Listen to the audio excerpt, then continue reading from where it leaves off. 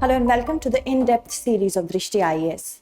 The Emission Gap Report has been released for this year and it paints a grim picture. The steps that have been taken until now and the steps that are being taken are not enough. The nature is telling us by raging fires, floods and immense global warming that what we are doing is not enough. So that is what is gauged by the Emissions Gap Report. Okay, as we begin, we have to understand prelims facts are important.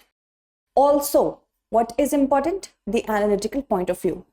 This entire segment is based on what are the findings that are related to Emissions Gap Report. Apart from that, we have covered this entire segment from the perspective of emissions from agriculture, because India is a country that is driven by agriculture. So that is why it's important that you know about it. Methane is the one gas that we are going to discuss. With respect to that, India's contribution of methane emission and what steps has been taken by India to control it, and way forward as well, and a question in the last. So the Emissions Gap Report is basically an annual science-based assessment report, and it measures the gap. What is the gap it is measuring? The gap that it measures is between what countries have pledged as nationally determined contribution on greenhouse gas emission reduction and what is the reduction that is actually required to be achieved, so that we can be very well in line with the Paris Agreement. The Paris Agreement wants that by the end of this century, we should keep the temperature well below 1.5 degrees Celsius. Okay, and ideally 1.5 degrees Celsius, the range is 1.5 to 2, but it is not enough. Moving ahead, let's talk about who does the entire work.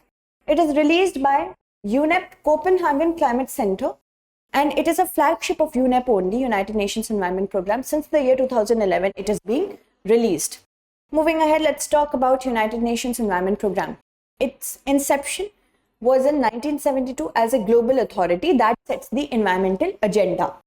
Not only that, it also promotes the coherent implementation of environmental dimension of sustainable development. Development that fulfills the need of the present without compromising with the needs of the future generations. It also serves as an authoritative advocate for the global environment. Basically, through this report, UNEP provides the scientific assessment so that the policymakers can ensure whatever policy they are making is in line with the needed goals. Moving ahead, where is it headquartered? It is in Nairobi, Kenya.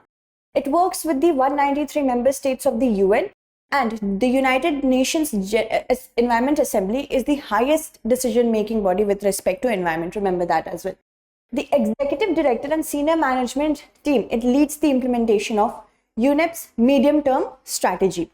Also, if we discuss the other reports that is released by UNEP, Emissions Gap Report, Adaptation Gap Report, Global Environment Outlook, Frontiers, Invest into Healthy Planet. This could be asked in your prelims. The programs are related to, of course, World Environment Day, which is celebrated on 5th of June every year. On 5th of June only, in the year 1972, UNEP came into existence. Beat pollution, UN 75 and Wild for Life are certain movements and programs. Now, if we talk about the findings of the current report, the Emissions Gap Report of 2022. Theme, you have to remember, because this could be asked in your prelims examination. The closing window, climate crisis calls for rapid transformation of societies. That means not only the goals are not enough, mechanisms are also not into place, financing has also not been done. Whatever the Glasgow summit had to achieve, it failed remarkably. All the eyes are on the upcoming conference of parties at Sharm el-Sheikh in Sharm el-Sheikh, Egypt. Let's start. This UNEP report says, let's start before that only. We should start taking significant steps before the world turns into a gas chamber.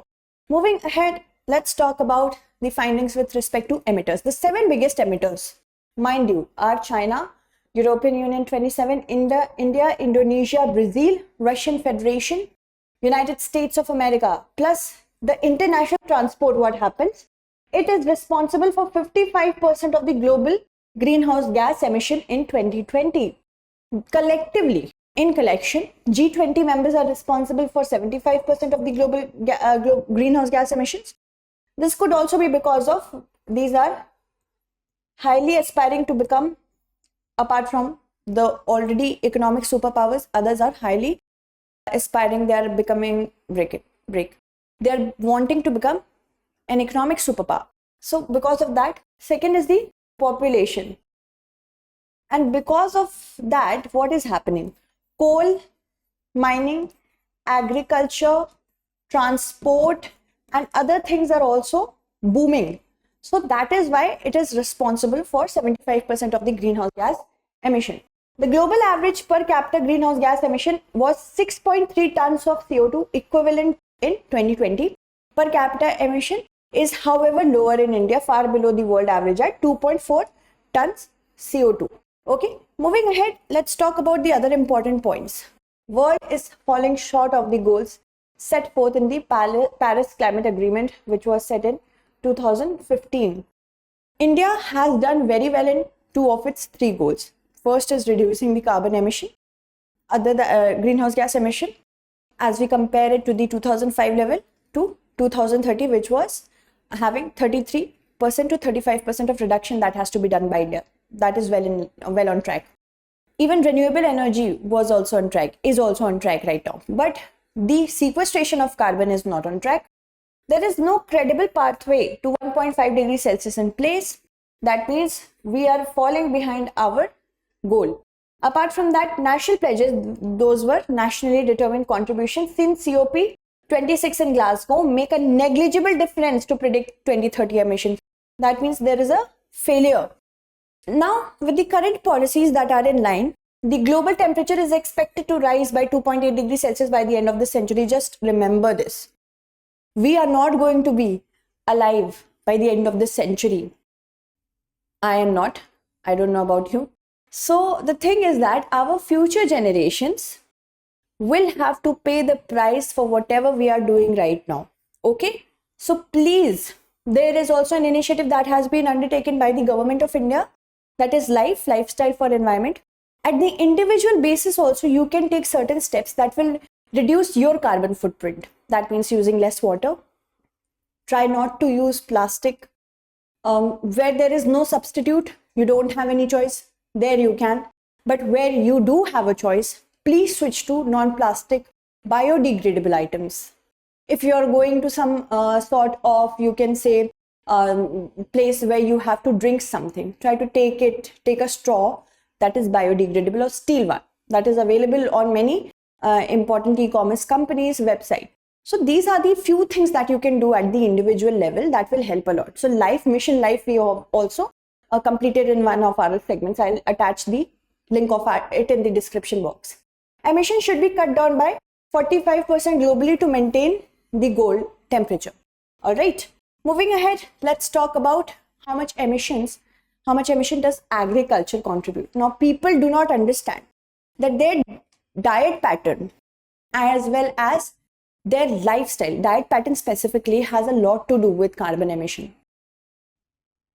If you are a non-vegetarian, if you are reliable on a lot of meat products, cattle has to be maintained, farm has to be maintained. And because of that, belching, flatulence, everything that takes place, it results in methane emission.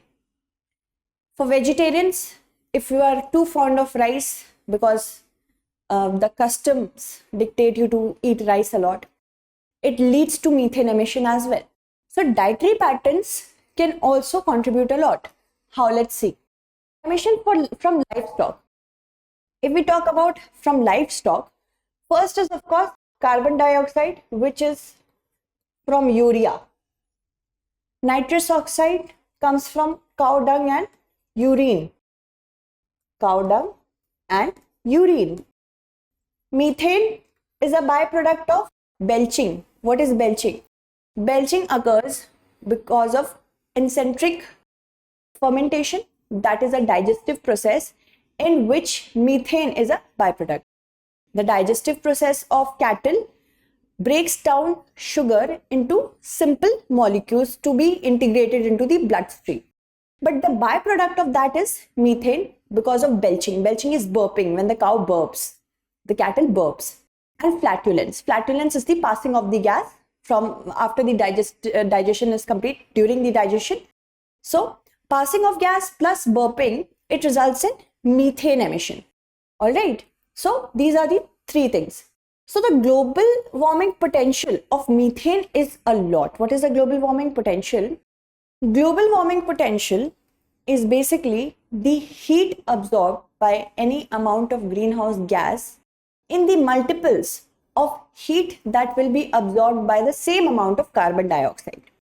Okay, so this is known as global warming potential. For methane, you can see it is 23 times more than carbon dioxide. For nitrous oxide, 296 times. Hydrofluorocarbons again, then we have another ones as well. Here we are talking about methane. Methane has a huge GWP. Nitrous oxide and methane, they produce more heat around the Earth's surface than carbon dioxide, and that is why they are dangerous. Over a 20-year period, methane has 80 times more global warming potential than carbon dioxide. So it creates more heat. Although it is short-lived as we compare it to CO2, but in that short period of time, it creates a lot of heat. Moving ahead, let's talk about other things. Cow belching, as I've already told you, this is cow burping only.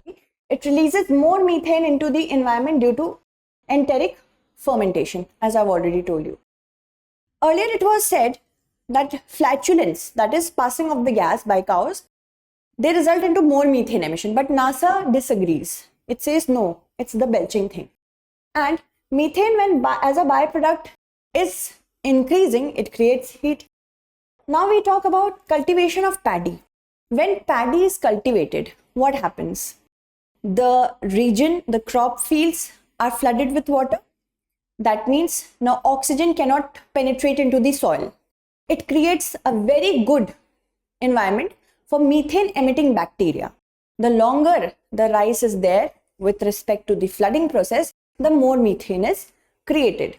And that accounts for roughly 8% of human linked emission. So this is human linked emission because methane emissions are not only, related to humans, but also organic or natural as well. We'll talk about that as well. Methane is responsible for at least a quarter of today's global warming. And cutting human or farming related methane emission by 45% is the key to global battle against the climate change. Let's move ahead and talk about methane. Methane accounts for about a fifth of global greenhouse gas emission. It is about 25 times as potent as carbon dioxide. This has changed. This might have changed. Although it is short-lived compared with carbon dioxide, but at the same time, it is very potent. And human-related activities are the most significant reason. For example, creating landfills, oil and natural gas system, agricultural activities as well as livestock rearing. We have already talked about this.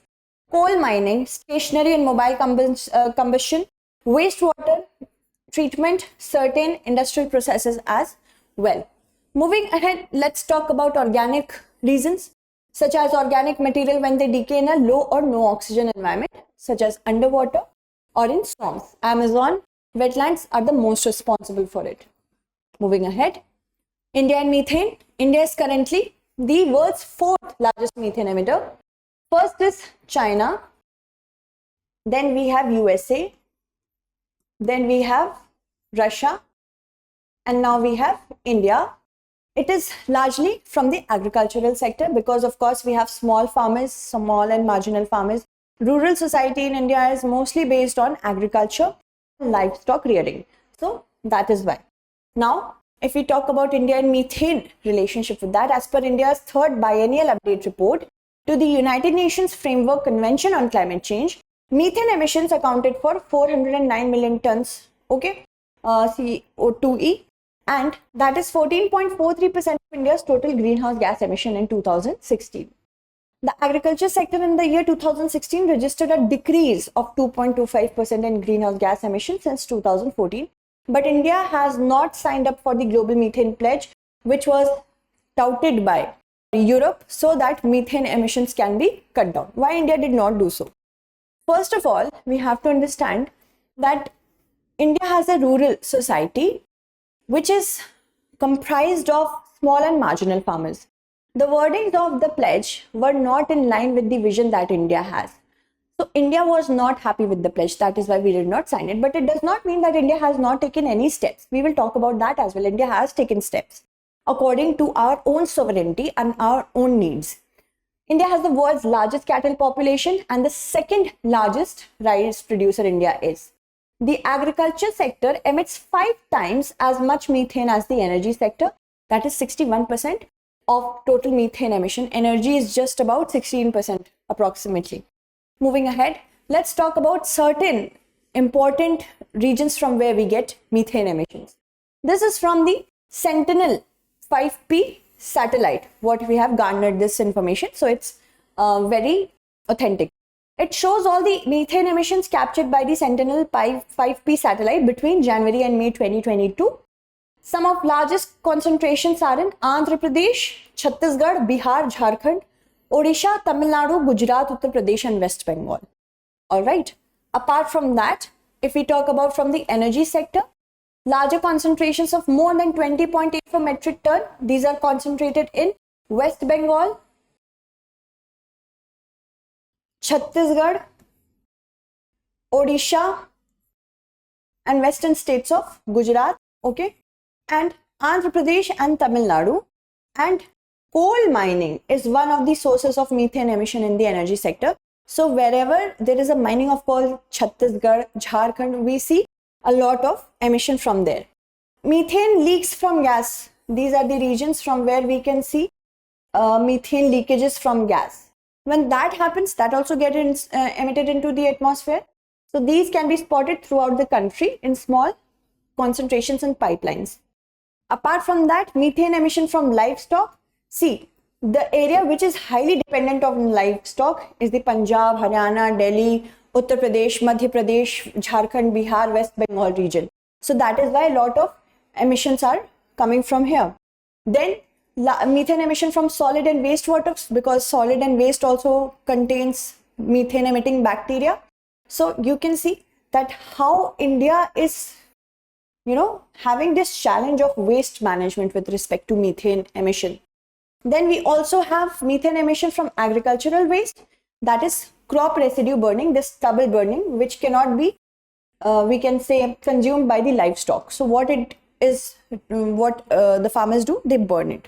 So from that also, stubble burning, wheat and paddy stubble burning, we get this, the methane emission. Now let's talk about the initiatives that have been taken by the government. The Gobar Dhan scheme, that is, Gobar is the short form for galvanizing organic bioagro sources. This and new national biogas and organic manure program. So if we talk about Gobar Dhan scheme, it supports biodegradable waste recovery. If any waste is biodegradable, let's ensure that recovery is done so that conversion of waste into resources and reduction of greenhouse gas emissions is achieved. So biodegradable waste, if they can be converted into any sort of energy and can be reused, Gobar Dhan scheme is all for it. Okay. Then we also have the National Livestock Mission, which is implemented by the Department of Animal Husbandry and Dairying. It includes breed improvement and balanced rationing so that methane emissions are reduced. Feeding livestock with superior quality balanced ration so that their digestive process is improved and methane emission through belching and through flatulence are reduced. Then we have system for rice intensification, which will also enhance the rice yield from 36 to 49 by using 22 to 35% less water than conventional transplanted rice. Then we have direct seeded rice. How it reduces methane emission? Because flooding is not done. Nurseries are not maintained. Just directly we have to seed them. Standing water is not maintained in the system so that oxygen will not be a problem for the soil and methane emitting bacteria won't be there. Crop diversification program, that is helping in methane emission avoidance by planting some other crops other than paddy like pulses, oilseed, maize, cotton and agroforestry. So these are the certain initiatives that you can write. A total of 216 WTE plants with aggregate capacity of 370.45 megawatt have been set to generate power of or biogas, biomethane or bio-CNG from the waste that we are getting from agriculture, urban, industrial, municipal solid waste. Swachh Bharat Mission Urban, that is implemented by the Ministry of Housing and Urban Affairs. It helps in getting the waste materials segregated according to their, you can say, texture and of course origin. And then with the help of solid waste management rules, construction and demolition of waste rules, plastic waste management rules, it is possible that waste is segregated, and when it is possible and important, it can be reused as well. So because of that, in 2021, the mission has resulted in methane reduction of 231 gigagram per year. Okay, moving ahead, let us talk about the way forward. Now, China has entered a bilateral agreement with the US for reducing methane emission. US has highlighted that it would become 100% carbon free by 2035. China promised to phase down its coal consumption beginning in the year 2025. Very interestingly, other things, we have to focus on food security, food system, crop and livestock production, then forestry as well, fisheries, not only on one thing but multifaceted. The largest socio-economic system which is surrounding them is also to be targeted. New Zealand recently has planned a tax agricultural emission. So whatever emissions will be there, it will be taxed by New Zealand, because New Zealand is the largest producer of dairy and meat, so it maintains a huge livestock. That is why it is important to tax it. So Jacinda Ardern is very mindful of this. So this something of this sort can also take place. Now the question comes here, you have to answer it. The common carbon metric supported by UNEP has been developed for assessing the carbon footprint of building operations around the world, enabling commercial fanning entities around the world to enter carbon emission trading, enabling governments to assess the overall carbon footprint caused by their countries, assessing the overall carbon footprint caused by the use of fossil fuels by the world in a unit time. So that's it. Answer it correctly. Thank you so much for watching.